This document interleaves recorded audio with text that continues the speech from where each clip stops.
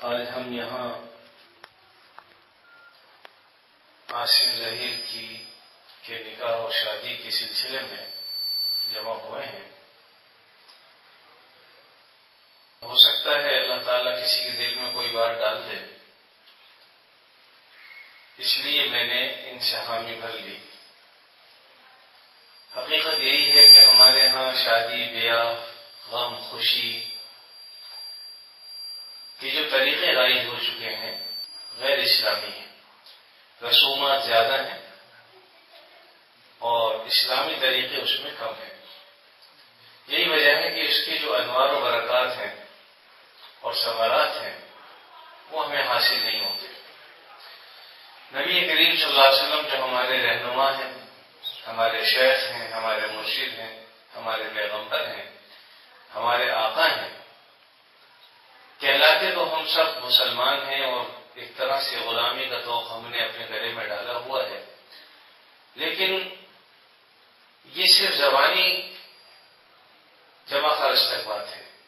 جہاں تک عمل کا تعلق آتا ہے تو پھر ہم دوسروں کی تقلید کرتے ہیں، غیروں کے طریقوں پر چلتے ہیں اور اپنے نبی کے طریقے کو بھول جاتے ہیں۔ اس لیے کوشش یہ کرنی چاہیے کہ ہمارا غم، ہماری خوشی، ہماری راحت، ہماری مصیبت، اس میں وہ سارے طریقے وہ اختیار کریں جو نبی کریم صلی اللہ علیہ وسلم نے ایسے موقعوں پر اختیار کیے، کیونکہ یہ ایسی چیزیں نہیں ہیں کہ آج 1400 سال کے بعد شادیاں شروع ہو گئی ہوں اور آپ کے زمانے میں لوگوں کی شادی نہ ہوتی ہو، یا اس زمانے میں لوگوں نے مرنا شروع کیا ہے، اس سے پہلے لوگ مرتے نہ ہوں۔ بھائی شادیاں اس زمانے میں بھی ہوتی تھی، لوگ مرتے بھی تھے، غم بھی آتے تھے، خوشیاں بھی آتی تھی، ساری چیزیں تھیں۔ تو آپ صلی اللہ علیہ وسلم نے ایسے موقع پر کیا کیا، ہمیں وہی کچھ کرنا چاہیے۔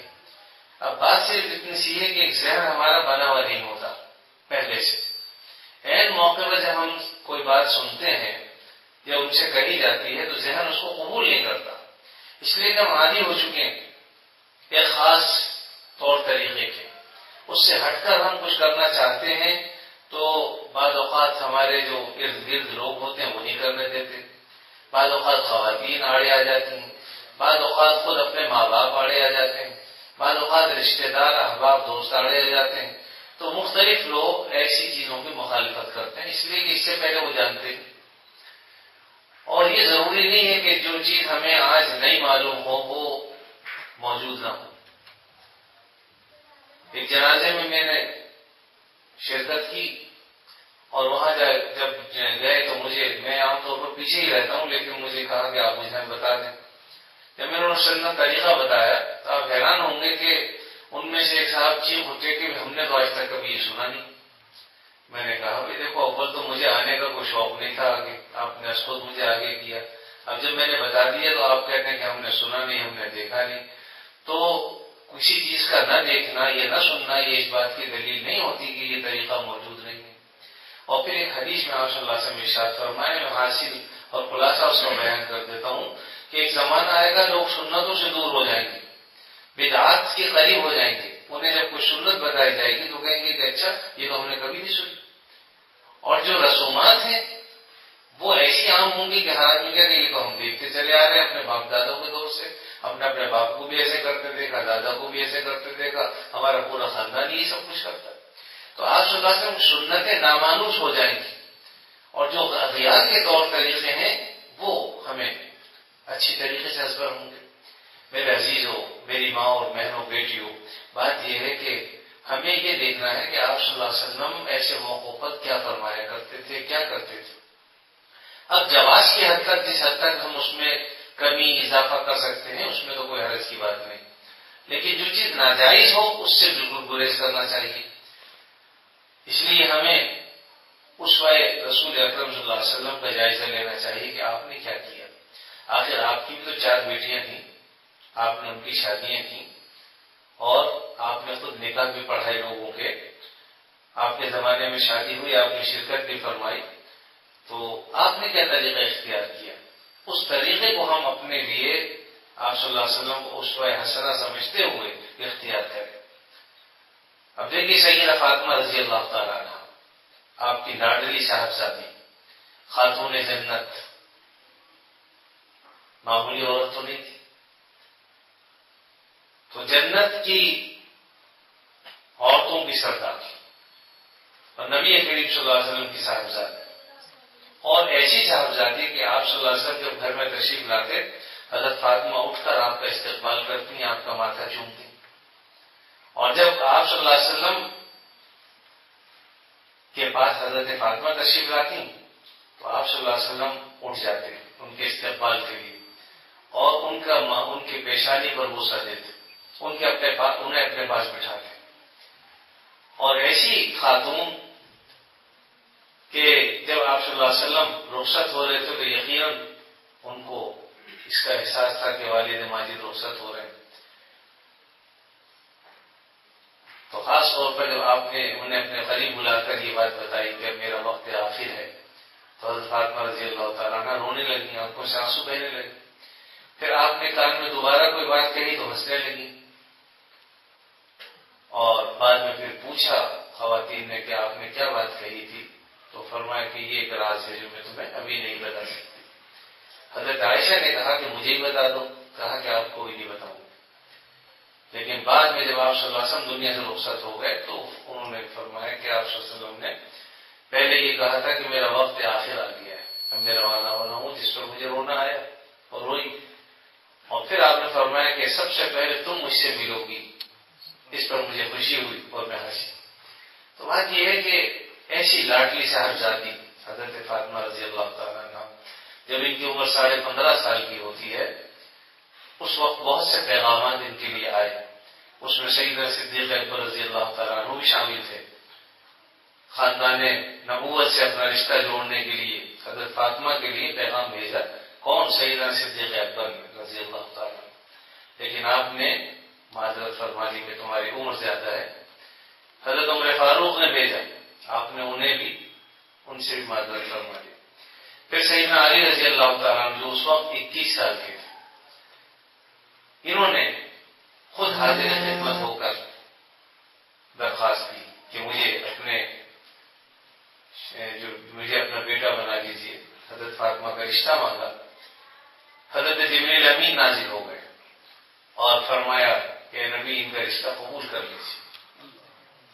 آپ صلی اللہ علیہ وسلم نے ان کا رشتہ قبول کر لیا اور فرمایا کہ بھئی ابو بکر، عمر، عثمان، طلحہ اور فلاں فلاں کو بلا لو، اور بلا کر نکاح پڑھا دیا۔ بعض روایتوں میں یہ بھی آتا ہے کہ اس وقت حضرت علی اس وقت موجود نہیں تھے، اور آپ نے غالباً یہ فرمایا کہ میں نے اپنی بیٹی علی کے نکاح میں دی اگر علی قبول کر لے۔ جب حضرت علی آئے تو انہوں نے فرمایا میں نے قبول کیا، تو اس طرح سے حضرت فاطمہ حضرت علی کی بیوی بن گئی،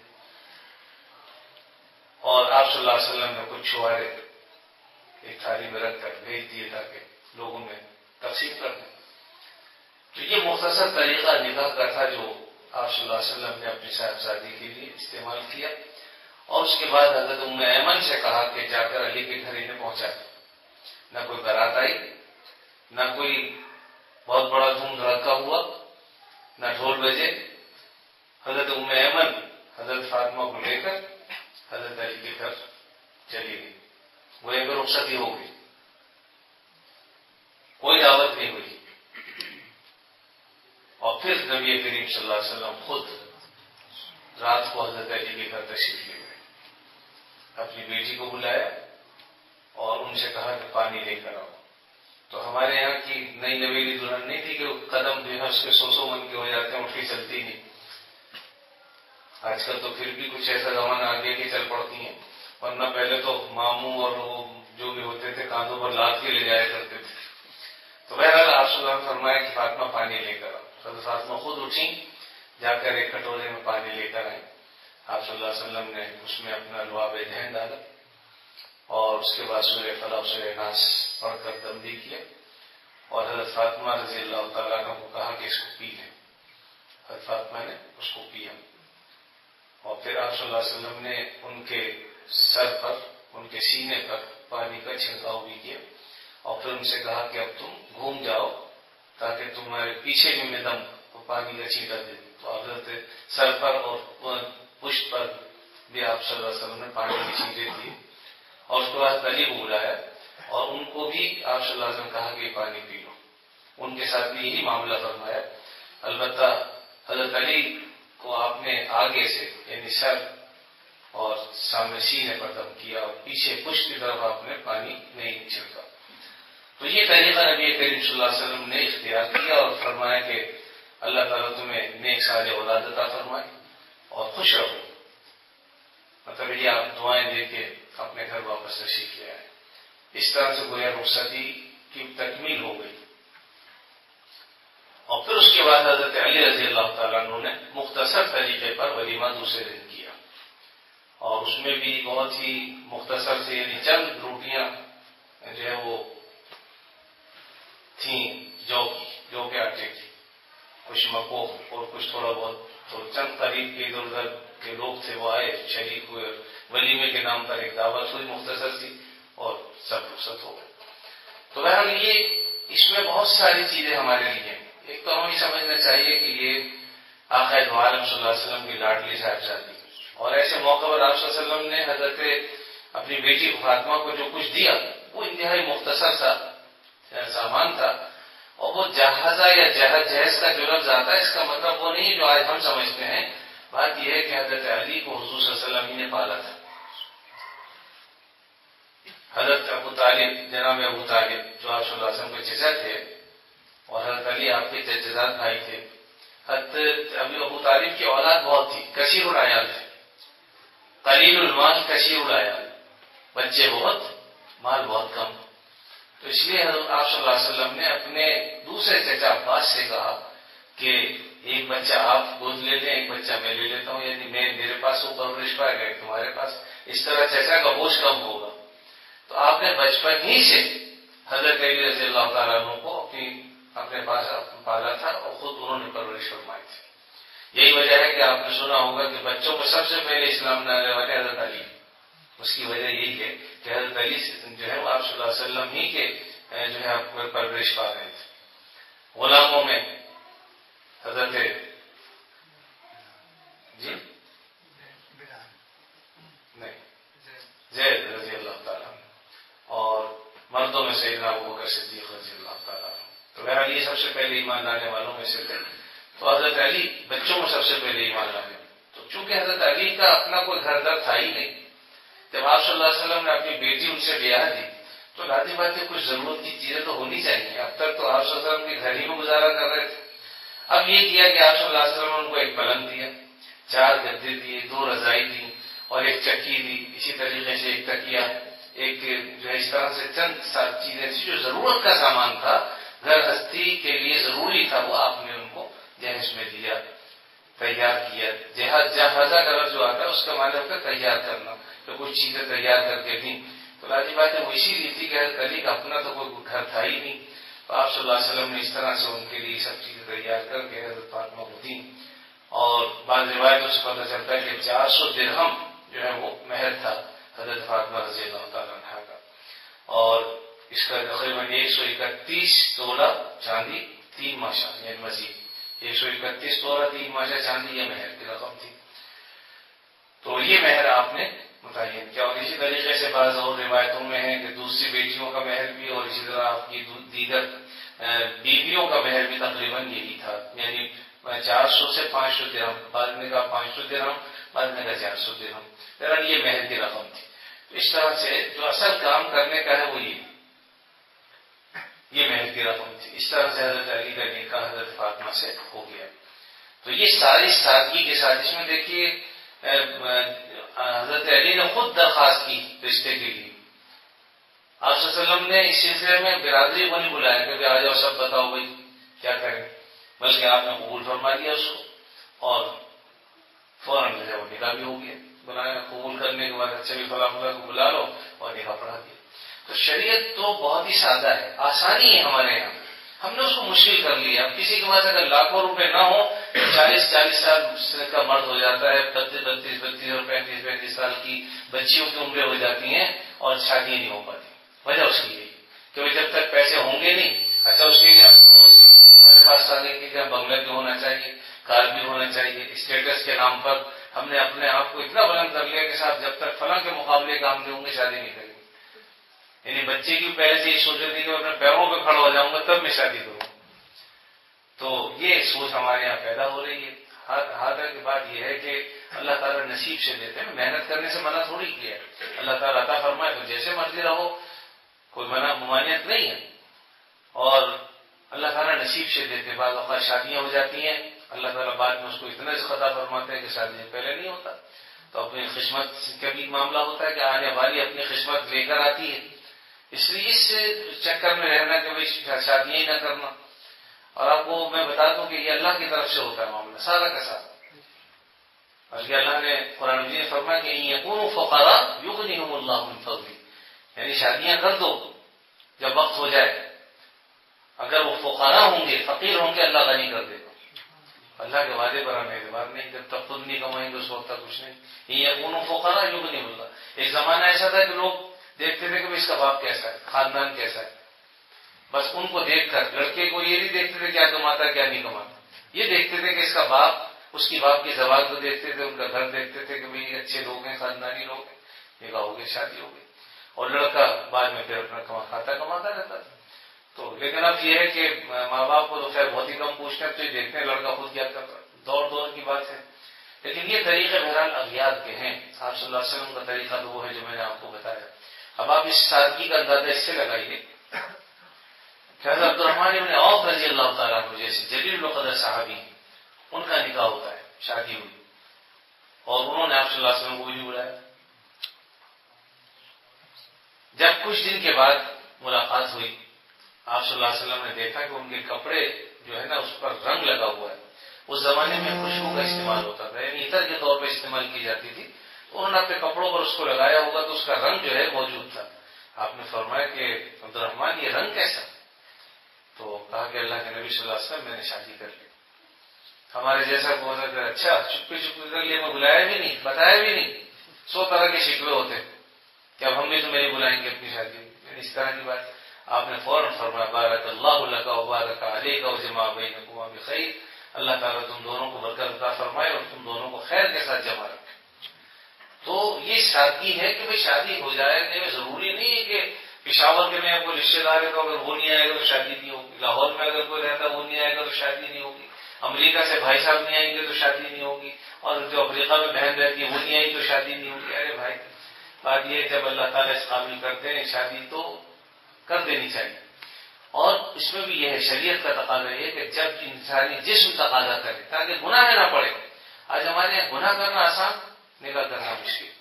شریعت یہ کہتی ہے کہ نکاح کرو آسانی کے ساتھ، اور جتنی اس کے اندر مصیبتیں کم ہوں گی اتنی ہی برکت والا ہوگا. اس لیے نکاح وہی بہتر ہے سب سے جس میں سادگی ہے، زیادہ عافیت کے ساتھ آرام کے ساتھ وہ نکاح ہو جائے، اس میں مشقتیں کم ہوں. بس جو لوگ موجود ہیں ان کو بلا لیا جائے، قرب و جوار کے اطلاع کرتے ہیں، آسانی سے کوئی آ جاتا ہے تو شریک ہو جائے، نہ آئے تو ٹھیک ہے آپ اپنا کام کر، اللہ تعالیٰ توفیق دے، پھر کسی موقع میں ملاقات ہو جائے گی. تو اس لیے سہولت کو اختیار کرنا چاہیے. آپ صلی اللہ علیہ وسلم باوجود اس کے کہ عظیمت والے تھے، اس کے باوجود جب کوئی دو چیزیں آپ کے سامنے پیش کی جاتی تھی، ایک آسان ہوتی تھی ایک تھوڑی مشکل، تو آپ آسانی کو پسند فرماتے تھے. اس لیے نہیں کہ آپ مشکل کام کر نہیں سکتے تھے، اس لیے کہ تاکہ عاجزی اس سے پتہ چلے کہ ہم اپنے آپ کو بہادر ثابت نہیں کر رہے کہ صاحب ہم تو ہمیشہ مشکلات کا مقابلہ کرتے ہیں، بلکہ کہ اللہ ہم عاجز ہیں. آسانی کو پسند فرماتے تھے. ہم اپنے آپ کو خواہ مشکل میں کیوں ڈالیں؟ جو آسان ذریعہ ہے اس کو اختیار کرنا چاہیے. مگر لوگوں کا جہاں تک معاملہ ہے لوگ کبھی خوش نہیں ہوتے. آپ کچھ بھی کر لیں لوگ کبھی خوش نہیں ہوتے. حضرت تھانوی رحمۃ اللہ علیہ نے ایک واقعہ لکھا اس پر کہ ایک چودھری صاحب تھے گاؤں کے، انہوں نے اپنے بیٹے کی جب شادی کی تو قرب و جوار کے جتنے گاؤں والے تھے ان سب کو برادریوں سمیت بلا لیا، اور شادی سے ایک مہینہ پہلے بلایا، اور صبح شام ان کے جناب خوب دعوتیں کھلائی پلائی خوب ان کی ہوئی.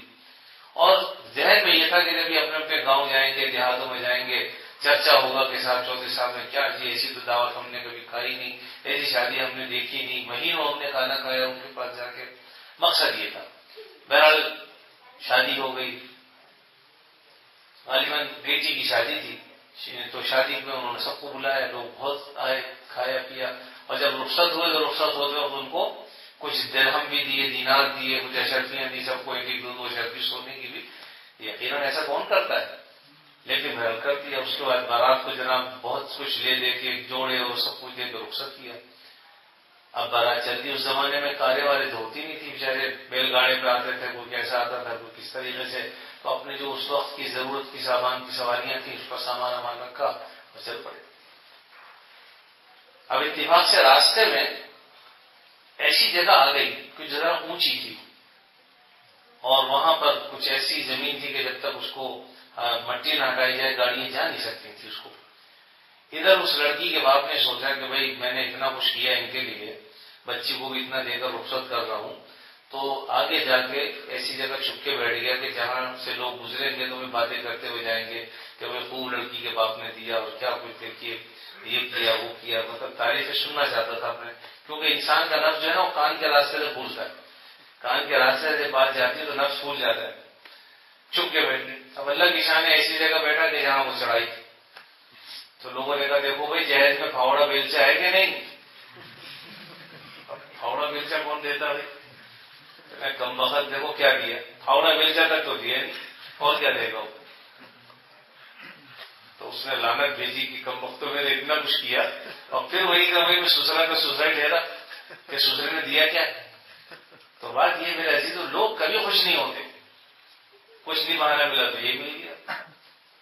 کتنے ایسے ہیں جو اپنے گھروں سے جب آتی ہیں بچیاں بہت خوش لے کے آتی ہیں، اس کے باوجود بھی سسرال میں ان کی کوئی عزت ان کی قدر نہیں ہوتی. تو بہرحال بات یہ ہے کہ یہ مزاجوں کی بات ہے. آدمی دین کو جب ترجیح دے گا، حدیث میں آتا ہے کہ نکاح اور شادی جو کی جاتی ہے وہ یا تو حسب و نسب کی وجہ سے کی جاتی ہے، حسن و جمال کی وجہ سے کی جاتی ہے، مال و دولت کی وجہ سے کی جاتی ہے، یا دین کی وجہ سے کی جاتی ہے. یعنی چار چیزیں ہیں، لمالہا ولجمالہا ولحسبہا ولدینہا. یہ تین چار چیزیں بتائیں. آپ نے فرمایا فاصبر بذات الدین، تم دین کو ترجیح دو، کیونکہ مال بھی آنے جانے والا ہے، حسب نسب بھی کوئی چیز نہیں، اور جہاں تک مال ہے جو جمال ہے، جمال بھی ایک دن ختم ہو جائے گا. کتنا ہی کوئی حسین ہو، ایک دن کمر جھک کے مثلے کمانی ہوئی، کوئی نانا ہوا کوئی نانی ہوئی. 4 دن کی بہاریں ہوتی ہیں، اس کے بعد ختم. اس کے بعد پھر جناب کمر بھی جھک گئی. اب وہ بیچارہ جا رہا ہے بڑھاپے کی وجہ سے، بچے مذاق اڑاتے ہیں بڑے میں کیا ڈھونڈ رہے ہو، وہ بیچارہ کیا ڈھونڈ رہا ہو، تو بڑھاپے کی وجہ سے دوہرا ہو گیا. لیکن بات یہ ہے کہ سب چیزیں آنے جانے والی. ہاں دین یہ ہے اصل چیز. اس لیے آپ نے فرمایا کہ شادی اور نکاح جو کیا جاتا ہے، بعض لوگ حسب و نسب دیکھتے ہیں کہ صاحب بہت بڑا حسب نسب ہے، سید خاندان کے ہیں، فلانے ہیں، پیرزادے ہیں، اور یہ ہیں وہ ہیں. اور بعض کہتے ہیں کہ صاحب مال بڑا اس کے پاس، مال کی وجہ سے شادی کر رہے ہیں. اور بعض کروڑ پتی اپنے علاقے کا نواب ہیں. اور بعض لوگ کہتے ہیں کہ صاحب وہ حسن و جمال بہت، خوبصورتی بہت. لیکن یہ تینوں چیزیں ظاہر ہونے والی ہیں. دین ایسی چیز ہے کہ مرتے دم تک آپ کا قبر کا ساتھی بھی یہ دین ہوگا، اور کوئی چیز ساتھ نہیں جاتی. انسان اگر دیندار ہے صحیح تو وہ اعمال اس کے ساتھ جائیں گے. تو اس لیے فرمایا فاصبر بذات الدین، تم دین کو ترجیح دو. آج ہم دیکھیں کس چیز کو ترجیح دیتے ہیں. دین کو عام طور پر ترجیح نہیں دی جاتی. لیکن یہ معاملہ تبھی ہوگا جب دونوں جانب سے دینداری ہو. معاملات تبھی صحیح سمجھتے ہیں. ہم ذوق لوگوں کو ڈھونڈا جائے، اپنے جیسوں کو ڈھونڈا جائے. میں نے اس بچے سے یہ بات کی، میں نے کہا تو مجھے 1 سال پہلے اگر بلاتا بیان کرتا تو اس کا کچھ فائدہ ہوتا. اب ایک دن میں سب کچھ تبدیل نہیں ہو سکتا. تو اس لیے بات یہ ہے کہ یہ گھر کے ماحول ہونے چاہیے، گھر میں ان چیزوں کا تذکرہ بھی ہونا چاہیے، بات چیت بھی ہونی چاہیے، تاکہ ہمارے ذہن بنے. سچی بات ہے ہمیں دین کی طرف سے بدگمانی تو ہوتی ہے، خوشگمانی نہیں ہوتی. اور اس کی وجہ یہ ہے کہ لوگ ہمیں ایک رخ دکھاتے دوسرا رخ دکھاتے. نتیجہ یہ کہ ہم اپنے دین سے آگاہ نہیں ہوتے. آپ دوسرے لوگوں کو دیکھیں وہ اپنے دین سے پورے آگاہ ہوتے ہیں، ان کا کوئی ملنگ بھی ہوتا ہے تو وہ بھی جانتا ہے اپنے دین کو. لیکن ہمارا اچھا خاصا سمجھدار آدمی بھی دین کو نہیں سمجھے گا، باقی ہر چیز کی سمجھ میں آتی ہے. تو اس لیے میرے عزیزو ہمیں کوشش کرنی چاہیے. بہت سے لوگ ایسے ہیں جو ابھی شادی کریں گے آگے چل کے اور اپنا گھر بنائیں گے، پہلے سے ذہنی سوچ ہو کہ بھی میں ایسے لوگوں کو ترجیح دوں جو لالچی نہ ہوں. یعنی ہم نہ خود ہم لالچ کریں، نہ دوسروں کے لیے ہم یہ چاہیں کہ وہ لالچی ہوں، بلکہ اچھے سیدھے سادے مسلمان ہوں، کردار کے پختہ ہوں، سچ بولنے والے ہوں، اچھے لوگ ہوں. تو یہ ٹھیک ہے کہ آپ ان کا خاندان دیکھیں، ان کی کردار کو دیکھیں، قول و عمل کو دیکھیں، یہ اصل چیزیں ہوتی ہیں دیکھنے والی. باقی جہاں تک مال و دولت ہے یہ آنے جانے والی چیز ہے. جب آپ نے شادی کی بہت مالدار تھے، بعد میں پتہ چلا نوکری چھوٹ گئی، پھر یہ ہو گیا، پھر وہ ہو گیا، سالوں کے اندر ہی کچھ کا کچھ ہو جاتا ہے. اور ایک حدیث میں آپ صلی اللہ علیہ وسلم نے فرمایا کہ تم دین کو ترجیح دو. اگر کوئی دینی رشتہ آئے تمہارا تو اس کو رد نہ کرو. اگر تم اس وجہ سے رد کرو گے کہ صاحب یہ دینی ہے، یعنی مجھے خود کانوں میں یہ بات پڑھتے رہتی ہے، بعض لڑکیوں کے رشتے اس لیے نہیں ہوتے کہ صاحب ان کے گھر میں دین ہوتے، ہم اتنے دیندار نہیں، ہم تو نہیں کر سکتے، الیاذ باللہ، اور رشتہ رد کر دیتے. میں نے خود ان کو 8 آنسو ہوتے دیکھا. ابھی حال ہی میں ہمارے ایک ساتھی ہمارے ساتھ اٹھنے بیٹھنے والے، انہوں نے مجھ سے کہا کہ کہیں اگر کوئی رشتہ ہو تو بتائیں. میں نے ایک جگہ بتا دیا. تو وہ لوگ بھی خیر تیار تو تھے، لیکن انہوں نے کہا کہ وہ اتنے دور ہم بچے کو نہیں بھیج سکتے. بچہ ملک سے باہر رہتا تھا، لیکن لوگ بہت اچھے تھے، وہ یعنی دیندار تھے پورے صحیح معنی میں. لیکن وہ لڑکے کے باپ نے پسند بھی کہنے لگے ہم بچی کو دور نہیں بھیج سکتے. خیر میرا دل اس بنا پہ ٹوٹا کہ لڑکا بہت ہی اچھا تھا، لڑکی بھی اچھی تھی. اگر ہو جاتا تو اللہ تعالیٰ ان سے خیر پیدا کرتے. ظاہری اعتبار سے بات ان کا اللہ حل جانتا ہے. اللہ کی شان ہے کہ اس کو بھی لڑکی مل گئی اور اس کے لیے بھی رشتہ آ گیا. تقریباً 2-3 سال تک تو معاملات چھپے ہی رہے، مجھ تک پہنچی نہیں کوئی بات. لیکن 3 سال کے بعد تقریباً پھر ان کے عزیز رشتے دار آئے تو انہوں نے بتایا کہ لڑکی جس تکلیف میں اور کرب میں زندگی گزار رہی ہے، مطلب جو یہاں پر رہے، جو چلے گئے ماشاءاللہ تو بہت خوش ہیں، اللہ نے انہیں اولادیں بھی دے دی اور 2 بچے ان کے ہیں ماشاءاللہ، خود بھی بہت خوش ہیں الحمدللہ. اپنا گھر ہے، آنا جانا بھی یہاں لگا رہتا. آتے ہیں تو 6 مہینے لڑکی کو والدین کے گھر چھوڑ دیتے ہیں کہ ٹھیک ہے تم اپنے والدین کے پاس رہو. تو وہ کسر نکل جاتی ہے کہ 2 سال بعد اگر آئی ہیں تو 6 مہینے رہ کے تو جا رہی ہیں. تو اس طرح سے وہ جو جدائی کا غم ہوتا ہے وہ ہلکا ہو جاتا ہے. پھر یہ لوگ بھی وہاں جاتے ہیں، وہاں جا کے 2 مہینے رہ کے آ جاتے ہیں. اور اللہ کی شان ہے یہاں جس کی ہوئی تھی اس وقت تو ماشاءاللہ ٹھیک ٹھاک کاروباری آدمی تھا. اب پتہ چلا کہ وہ بھی ختم ہو گیا، گھر بھی ختم ہو گیا. اور جو ظلم شروع دن سے اٹھا رہا ہے اپنی بیوی پر وہ ایک الگ کہانی. تو میں نے خیر ان کی سب باتیں سنی. راضی بات ہے وہ زخموں پر نمک مرہم رکھنا چاہیے، نمک نیچے رکھنا چاہیے. لیکن چونکہ وہ بچے بھی نیک تھے، میں نے ان سے ایک بات جو کہی وہ یہ تھی کہ بیٹا بات یہ ہے میں نے تمہیں ایک دینی رشتہ بتایا تھا اور اگر وہاں ہوتا تو انشاءاللہ خیر ہی ہوتی. یہ بظاہر اس کا نتیجہ دلانا لگتا ہے مجھے، اس لیے تم اپنے والد سے کہنا استغفار کریں. اور میں نے کہا یہ میں کسی وجہ سے نہیں کہہ رہا ہوں، کیونکہ ہو سکتا ہے اس وجہ سے، اللہ ہی جانتے ہیں، لیکن ہو سکتا ہے اس وجہ سے یہ معاملات ہو رہے ہوں. مجھے کہنا استغفار کریں اس معاملے پر کہ غلطی ہوئی، لیکن استغفار توبہ کرنے سے اللہ تعالیٰ راضی ہو جاتے ہیں، آگے جا کے اس بچی کے زندگی اچھی گزرے. اور چونکہ یہ لڑکا دین سے واقف ہی نہیں ہے، نتیجتاً اپنی بیوی کو تکلیف دے مختلف طریقوں سے، مختلف بہانوں سے. تو یعنی اس حد تک ہے کہ اپنے ساس سسر کی عزت اس کے دھیرے کی بھی نہیں کرتا. حالانکہ شرعی اعتبار سے جیسے اپنے ماں باپ قابل احترام ہیں ایسے ہی ساس سسر بھی قابل احترام ہیں. وہ اگر 1 نمبر رکھتے ہیں تو یہ بھی دوسرا نمبر رکھتے ہیں. یعنی شریعت نے دونوں کا احترام کرنے کا کہا ہے، بلکہ جو حقوق اپنے والدین کے ہیں وہ ان کے بھی ہیں. تو بہرحال اپنی اپنی ساری باتیں تو اس وقت میں بھائی جب ہم اپنے دین کو سیکھنے کی کوشش کریں گے ہمارے گھر میں دین آنا شروع ہو جائے گا. نہیں سیکھنا شروع کریں گے تو بوڑھے ہو جائیں گے، 80-90 سال کے گزر جائیں گے. جو عمل 16 سال کا لڑکا ہونے کی حالت میں ہم کرتے تھے وہی عمل 80 سال کے بوڑھے ہونے کے بعد بھی ہم کرتے رہیں گے. اس لیے ذہن میں بات ہی نہیں آئی. تو اس لیے ایک تو یہ کہ اپنے گھروں میں تھوڑا سا اس بات کا چلن کریں کہ دینی کتب رکھیں، خاص طور پر پوچھ کر رکھیں کون سی کتابیں رکھی جائیں. پھر ان کو تھوڑا تھوڑا گھر میں پڑھنے کا اہتمام کریں، 1 صفحہ 2 صفحہ، یا یہ ایک دم ان کو دیندار بنانے کی کوشش نہ کریں، آہستہ آہستہ، تاکہ بات ان کے دل و دماغ تک پہنچے اور خود تبدیلی آئے اندرونی طور پہ. اور پھر اس کے ساتھ ساتھ اپنے جو نیک بزرگ ہیں ان کی خدمت میں اپنے بچوں کو لے جائیں گی، ان کے پاس خود بھی جائیں، بچوں کو بھی لے جائیں. انشاءاللہ آہستہ آہستہ تبدیلیاں آ جاتی ہیں. ہم اپنے دین سے بہت دور ہوتے چلے جا رہے ہیں اور نتیجہ اس کا یہ ہے کہ آپ دیکھیے کہ دعا کرنے والے دعا بھی کرتے ہیں، سب کچھ ہے، لیکن اثرات نہیں ہوتے. اس لیے کہ مجموعی طور پر امت کا 90% 95% حصہ ایسا ہے کہ جو دین چاہتا ہی نہیں. دوسرے معاملات ہم خوب چاہتے ہیں لیکن دین کا معاملہ ہے. تو میرا شادی بیاہ کا یہی معاملہ ہے، کوشش کرنی چاہیے سادگی کے ساتھ شادی کریں. اس میں ہمارے مال کی بھی بچت ہے اور اپنے اوقات کی بھی بچت ہے، ہمارا دین محفوظ ہوتا ہے. اور پھر سب سے بڑی آپ صلی اللہ علیہ وسلم کی یہ بات کہ فرسٹ پہ ذات دین کو ترجیح دو. دین کو ترجیح تبھی دیں گے جب لڑکے والے بھی چاہیں گے، لڑکی والے بھی چاہیں گے، اور پھر اس کو ہم مل کر آپس میں اچھے طریقے پر وہ کام کریں. بعض اوقات یہ محسوس ہوتا ہے کہ صاحب یہ کوئی بخل سے کام لینا چاہ رہے ہیں، اس لیے ایسا نہیں کر رہے ویسا نہیں کر رہے. اس کا دوسرا طریقہ ہے کہ بھائی آپ ضرورت مندوں کو کھانا بانٹ کے تقسیم کرا دیں، کچھ پیسے مسجد میں بھجوا دیں کہ اتنے مسجد میں دیں، تاکہ بخل کا جو ہے وہ سسٹم بھی ختم ہو جائے. پہلے زمانے میں شادی کیا ہوتی تھی، اپنے بچپن میں دیکھا مسجدوں میں جناب ایک گلی بھی جا رہی ہے پوری سب، اور مسلح بھی جا رہا ہے، اور جناب دوسری چیز یہ مسجد میں دی جا رہی ہے. یعنی ایک رواج تھا، رسم تھی، چاہے وہ جس طرح کا بھی تھا.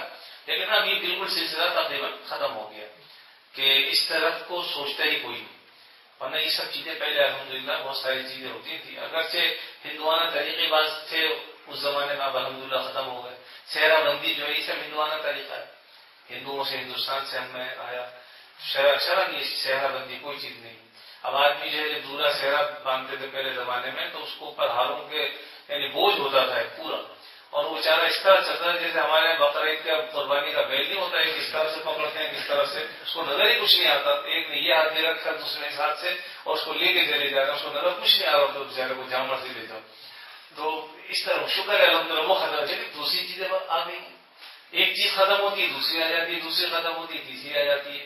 ضرورت اس بات کی ہے کہ ہم شادی بیاہ سادگی سے کریں. جتنی سادگی سے کریں گے آپ کے پیسے کی بچت.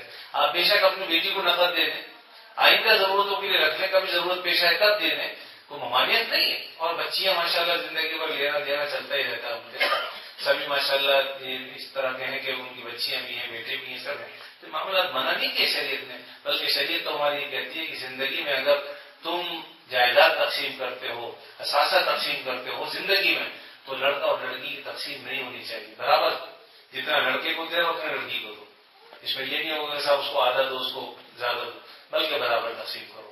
ہاں مرنے کے بعد جب وراثت ہوتی ہے وہ پھر شرعی قانون ہے، اس کا اللہ تعالیٰ نے قانون رکھا ہے. لڑکے کو جو ملے گا ڈبل، لڑکی کو سنگل، جو بھی ہے وہ اپنی جگہ مثل حظ الانثیین قرآن مجید کا قاعدہ. لیکن زندگی میں جب ہم تقسیم کریں کوئی چیز تو اولاد میں برابری کرنی چاہیے. تو بہرحال یہ چند چیزیں میں نے ذکر کر دی. اور اس میں ایک بات یہ بھی ہے کہ مہر کا معاملہ خاص طور پر سمجھنا چاہیے کہ مہر ایک ایسی ضرورت شرعی ہے کہ اس کے بغیر جو ہے وہ جگہ بھی نکاح نہیں ہوتا. اس لیے جو مہر مقرر ہو جتنا جلد ہو سکے وہ ادا کرنا چاہیے. بعض لوگ مہر کے رقمیں دکھاوے کے لیے جو ہے 10-10 لاکھ روپے رکھ دیتے ہیں، اور بعد میں پھر وہ 5,000 بھی دینے پر قادر نہیں ہوتے، ہاتھ جوڑ کے بیٹھا ہوا ہوتا ہے کہ معاف کر دو. ایک موقع یہ ہوتا ہے کہ شادی کی پہلی رات کہتا معاف کرے گی تو میں جو ہے وہ آگے پاس آتا ہوں تیرے بننا نہیں. تو اگر وہ شاید مجبوراً معاف بھی کرتے تو معاف ہوتا نہیں شرط. ایک وہ موقع ہوتا ہے کہ جب جنازہ گھر سے نکل رہا ہوتا ہے، عورتیں کہتی ہیں ارے مہر تو معاف کر دے، اس بیچارے پر اتنا بوجھ لے کے کہاں جائے گا یہ. تو بیچارے اگر نہ کرے تو اسی وقت اچھا بھی میں نے معاف کیا. لیکن معاف جب بھی نہیں ہوتا، شرن معاف نہیں ہوتا. شرن معاف تبھی ہوتا ہے کہ جب عورت اپنی خوش دلی کے ساتھ اس مہر کو وصول کر لے، اور وصول کرنے کے بعد اس کو چاہے تو اسی وقت یا پھر کسی وقت کہے کہ میں نے تو وصول کر لیا تھا ابھی میں آپ کو دیتی ہوں. اور حقیقت یہ ہے کہ مردانگی یہ ہے کہ اگر کسی کا 5 لاکھ مہر مقرر ہوا تو مردانگی 10 لاکھ دے اس کو. اتنے پیسے ادھر ادھر ہزاروں لاکھوں خرچ کرتے ہو بھائی، مہر دینے میں کیا ہے. تو 131 تولہ 3 ماشا چاندی، یہ اگر کچھ سننا سمجھ کے مہر رکھے تو انشاءاللہ مہر فاطمی اس کو کہتے ہیں، ادا بھی ہو جائے گا. اور میں عام طور پر لوگوں سے کہتا ہوں کہ مہر کے رقم الگ رکھتے ہیں، زیور الگ دیتے ہیں، تو زیور ہی کو مہر بنا. سب سے اچھی بات یہ ہے تمہارا نقد و نقد جو ہے وہ ادا ہو جائے. اور جو دے سکتا ہے وہ دے، یہ نہیں کہ دعوے لمبے چھوڑے اور دے کچھ بھی نہ. تو اس لیے اس میں بھی اہتمام کرو. یہ بات یاد رکھیے کہ مہر معاف کرنے سے معاف ہوتا نہیں اس طرح سے. جب تک خوش دلی کے ساتھ عورت خود لے یعنی مہر وصول کر لے، اس کے بعد وہ معاف کرنا چاہے تو اسے اختیار. اسی طرح جو مہر مقرر ہوا ہے، اگر شوہر بیوی سے خوش ہے اور وہ بجائے 10,000 میں کہتا ہے میں تو 1 لاکھ روپے دوں گا تو یہ بھی جائز. یعنی اگر بڑھا چڑھا کر دے تب بھی کوئی حرج نہیں. لیکن اتنی بات سمجھ لی کہ 10 درہم سے کم مہر نہیں ہوتا. غالباً 2 تولہ 7.5 ماشا چاندی یہ 10 درہم کی بنتی ہے. اس سے کم مہر نہیں ہوتا، اور زیادہ کی کوئی حد نہیں ہے. اگر آدمی کو اللہ نے وسعت اور قدرت دی ہے تو وہ زیادہ مہر بھی رکھ سکتا ہے. لیکن محض دکھاوے کے لیے نہیں ہونا چاہیے، اس کی ادائیگی کی نیت ہو. اور اسی طریقے سے جب ہم شادی بیاہ کریں تو بھائی اس میں بھی جو رسومات ہیں ہمارے یہاں ان سے گریز کرنا چاہیے. آج کل مکس گیدرنگ، ناچنا گانا، یہ سب فوش چیزیں ہمارے معاشرے میں آتی چلی جا رہی ہیں، اور اس پر کوئی ذرہ برابر آنکھ جو ہے وہ نم نہیں ہوتی اور ماتھے پر جو ہے وشی کرنی پڑتی. ورنہ کوئی اپنی بہن بیٹیوں کو دوسرے مردوں کے سامنے بٹھانا باعث عار ہے، غیرت کے خلاف ہے. تو اس سے بچنا چاہیے، ایسی مجلسوں میں جانے سے گریز کرنا چاہیے جہاں پر جو ہے وہ گیدرنگ مکس ہو، مرد اور عورتیں جو ہے وہ مکس بیٹھے ہوں، ان سے گریز کرنا چاہیے. شریعت نے اس سے منع کیا ہے. اور جہاں سادگی کے ساتھ ہو اور الگ الگ جو ہے عورتوں اور مردوں کا سیپریٹ انتظام ہو، اس میں کوئی حرج کی بات نہیں، ضرور ہے. اسی طریقے سے جو لڑکی والوں کی طرف سے کھانا ہوتا ہے تو یہ بات سمجھ لیں کہ کھانا کھلانے میں کوئی حرج نہیں ہے، لیکن اس کو سنت سمجھ کے نہ کریں. مہمانوں کے احترام کے طور پہ آپ نے کر لیے کوئی حرج نہیں، لیکن یہ مت سمجھیے کہ سنت عمل، کیونکہ آپ صلی اللہ علیہ وسلم سے ایسا طریقہ ثابت نہیں ہے. کوشش یہ کرنا چاہیے کہ شریعت نے سارا بوجھ مرد پہ ڈالا ہے. مرد ہی گھر کا انتظام کرے، مرد ہی بستر کا انتظام کرے، مرد ہی جو ہے کھانے کا انتظام کرے، ولیمہ مرد کرے، سب مرد کے اوپر ذمہ داری ہے. نفقے کا انتظام سارا مرد کرے. عورت پر تو شریعت نے کوئی ذمہ داری رکھی ہی نہیں ہے. جب حضرت فاطمہ رضی اللہ تعالیٰ عنہ کا نکاح ہو گیا، گھر میں آ گئی، آپ صلی اللہ علیہ وسلم نے ذمہ داریاں بانٹ دی نکاح کے بعد اور کہا کہ بھائی فاطمہ گھر کا کام تم کرو گی، چکی چلانا ہے پیچھنا تم، پانی تم بھرو گی، برتن تم دھو گی، گھر کی صفائی تم کرو گی. تو گھر کے کام حضرت فاطمہ کے ثبوت کرتی. اب تو یہاں کی سردار ہے، لیکن یہ دیکھیے اور باہر کے جتنے کام تھے ہر طریقے سے بولتی ہیں کہ باہر کے کام تمہارے ذمہ، باہر عورت نہیں جائے گی. تو یہ ساری چیزیں آپ صلی اللہ علیہ وسلم سکھائی ہیں، بتائی ہیں. ہمیں بھی چاہیے ہم کوشش کر کے آپ صلی اللہ علیہ وسلم کے ایسے طریقوں کو اختیار کریں. باتیں بہت زیادہ ہیں لیکن وقت بھی کم ہے. اللہ نے پھر کبھی توفیق دی تو انشاءاللہ پھر کسی وقت کچھ اور مزید باتیں ہوں گی. یہ میں نے اس لیے عرض کر دی کہ آپ سب بھی میرے کوئی بھائی کی عمر کا ہے، کوئی بیٹی کی طرح ہے، اور اس کو ہم بے تکلف ماحول ہی میں گفتگو سمجھے تو اچھی بات ہے. یہ بعض و نصیحت تو بڑوں کا کام وہی کرتے ہیں. ہم تو سب آپس میں بھائی بھائی ہیں الحمدللہ، اور یہ بات اسی لیے ہوئی کہ اللہ تعالیٰ ہمیں سب کو دین کی سمجھ عطا فرمائے، دین پر چلنے کی توفیق دے. اللہ تعالیٰ مجھے بھی آپ سب کو سب کے عمل کی توفیق دے. اور اس بچے کی جو شادی ہو رہی ہے اس کے لیے خاص طور پر دعا کریں، اللہ تعالیٰ آنے والی کو اس گھر کے لیے بابرکت بنا دے، ان کے ماحول کو بابرکت کر دے، ان کے گھر والوں کے لیے اس نکاح کو، اس شادی کو اطمینان اور خوشی کا ذریعہ بنا دے. الحمدللہ رب العالمین والعاقبۃ للمتقین. اے اللہ اپنے فضل خاص سے یہاں جتنے حضرات آئے ہوئے ہیں اپنے فضل و کرم سے ہم سب کو دین پر چلنے والا بنا دے. اے اللہ ہمارے گناہوں کو معاف فرما دے، ہمیں عافیت نصیب فرما دے، آپس میں ایک دوسرے کا ادب و احترام کرنے کی توفیق عطا فرما دے. اے اللہ میاں بیوی کو ایک دوسرے کے حقوق ادا کرنے کی توفیق عطا فرما دے. اے اللہ حسین ظہیر کا جو نکاح ہونے والا ہے، شادی ہونے والی ہے، اپنے فضل و کرم سے اس نکاح اور شادی کو ان کے لیے، ان کے گھرانے کے لیے، بلکہ پورے خاندان کے لیے خوشیوں کا ذریعہ بنا دے. اے اللہ دین پر چلنے والا بنا دے. آنے والی کو یا اللہ اس گھر میں آنا مبارک فرما دے. اے اللہ اپنے فضل و کرم سے اس نکاح کو اور شادی کو ان کے لیے، ان کے خاندان کے لیے بابرکت فرما دے. ہر شر سے فتنے سے محفوظ فرما دے. خاندانوں میں آپس میں محبت اور پیار عطا فرما. ہر شر و فتنے سے اللہ ان کی حفاظت فرما. ہم سب کی بھی حفاظت فرما، ہمارے گھروں کی بھی حفاظت فرما، جان کی، مال کی، عزت کی، آبرو کی حفاظت فرما. اے اللہ جب تک زندہ رہیں آپ صلی اللہ علیہ وسلم کی تعلیمات پر دل و جان سے عمل کی توفیق عطا فرما، اور جب وقت آخر آئے خاتمہ ایمان پر فرما. اللهم صل على سيدنا مولانا محمد وعلى آل سيدنا مولانا محمد وبارك وسلم. سبحان ربك رب العزة عما يصفون وسلام على المرسلين والحمد لله رب العالمين. آمين برحمتك يا أرحم الراحمين.